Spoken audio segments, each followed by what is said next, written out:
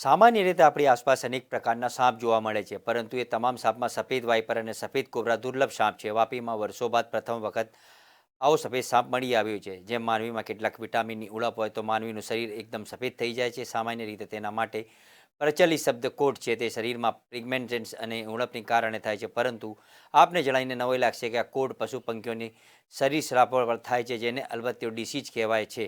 વાપીમાં વર્ષો બાદ આ અલબત્તીનો રોગનો ભોગ બનેલા એક રશેલ વાઇપર સાપ બચ્ચાનું સ્થાનિક ઇમરજન્સી રેસ્ક્યુ ફોર્સ ચેરિટેબલ ટ્રસ્ટની ટીમે રેસ્ક્યુ કરી વાપી વન વિભાગને સુપરત કર્યો છે. માત્ર 2 દિવસની આસપાસ આ વાઇપરને રેસ્ક્યુ કરવા ગયેલી ટીમ એકાદ કલાકની જહેમત બાદ તેને રેસ્ક્યુ કર્યો હતો. આ સફેદ સાપ અંગે વાપી વન વિભાગના રેન્જ ફોરેસ્ટ મિતુલ પટેલે જણાવ્યું હતું કે વાપીમાં તેમના કાર્યકાળ દરમિયાન ઇમરજન્સી રેસ્ક્યુ ફોર્સ ચેરિટેબલ ટ્રસ્ટની ટીમે અંદાજિત 1800 જેટલા વિવિધ પ્રજાતિઓના સાપનું રેસ્ક્યુ કર્યું છે. અસંખ્ય પશુ પક્ષીઓના બચાવ્યા છે. તેઓએ આ દુર્લભ સફેદ વાઇપરનું રેસ્ક્યુ કર્યું છે. પહેલાં સફેદ નાગનું પણ રેસ્ક્યુ કર્યું હતું. આ દુર્લભ ખડચિત્રા સાપનું રેસ્ક્યુ કરી તેને વન વિભાગ સુપરત કરે છે, જેને વન વિભાગની ટીમ સુરક્ષિત સ્થાન પર છોડશે. આ સફેદ વાઇપર વલસાડ જિલ્લામાં કદાચ પ્રથમ વખત જોવા મળ્યું છે, જે સ્વસ્થ હાલતમાં છે, પરંતુ અલ્બિનો ડિસીઝ શિકારનો બન્યો હોય સફેદ રંગનો છે. ઉલ્લેખનીય છે કે પારડી વાપી વન વિભાગ વિસ્તારમાં ચોમાસા દરમિયાન અનેક પ્રકારના ઝેરી બિનઝેરી સાપો જોવા મળે છે, જેનું વન વિભાગ અને એનજીઓ દ્વારા રેસ્ક્યુ કરવામાં આવે છે, જે બાદ તેને સુરક્ષિત જંગલ વિસ્તારમાં છોડી દેવામાં આવે છે.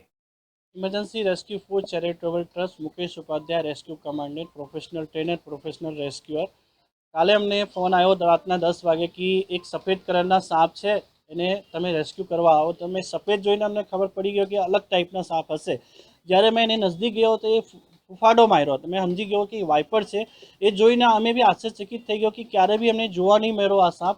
અને આ છે જ વાઇપર, બટ એની પિગમેન્ટની કમી થાય, જે સ્કિન આપણે કલર બનાવે, જે આઈસ કલર બનાવે, બાળ બનાવે, એ કલરની એની કમી કારણે એક અલગ ડિફરન્ટ થઈ જાય. એ છે તો વાઇપર, એની અંદર બી ઝેર એ જ છે. એ કડે તો એવી તમને તમારી જાન લઈ શકે છે. એ છે અલ્બિનો વાઇપર. એ રીતનો એનો ખાસ કરીને એનો જન્મ થતો હોય છે, એની ખાતર બીજું શું હોય છે? એ જો એ જે સાપ છે ડાયરેક્ટ બચ્ચા જન્મે છે. અને જ્યારે એને બચ્ચા જન્મ હોય તો 40થી 50 60થી વધારે બચ્ચા જન્મી શકે છે. એને બચ્ચા જન્મ કરતા એને બચ્ચા આમ તામ ઇધર નીકળી જાય એ લોકો.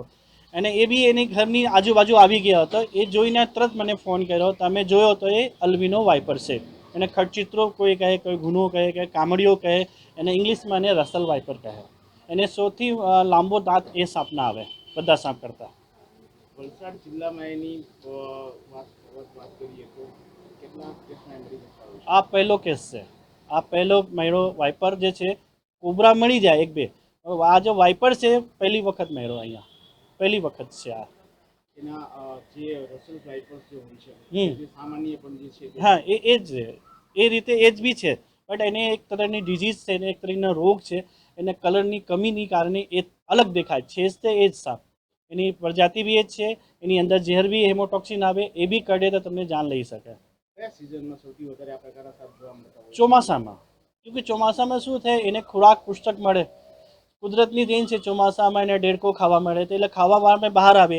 બીજા દરમાં પાણી ભરાઈ જાય, એ બી પાણીમાં રહી નહીં શકે, શ્વાસ લેવાય નહીં, એ બી બહાર આવી જાય. તો એ વરસાદમાં બહુ રેસ્ક્યુ કોલ આવે અમને.